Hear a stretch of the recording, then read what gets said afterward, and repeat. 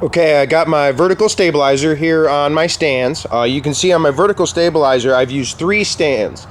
Simply because this is such a large surface that we're going to be pulling on. I just don't want it to bend at all. I want it to stay in its natural shape, because again, as you do stretch this fabric on, you can actually tweak the piece. And since I've already installed this on the airplane, I don't want it to happen. I've also gone ahead and taped over all of my gussets to be sure that it won't tear anywhere, and I've also drilled all of my 1/8 inch holes approximately 2 inches apart down the bottom edge of my vertical stabilizer. You can also see when I typically, I'm gonna go ahead and slide my fabric on next, but I'll basically treat this as 2 different parts. I'll do this section here, and then I'll come down to the end and do this section here. It's really not too difficult. I'll get into a little bit more about how to shape around this gusset here. So I'll go ahead and get the fabric on there now and show you the next step.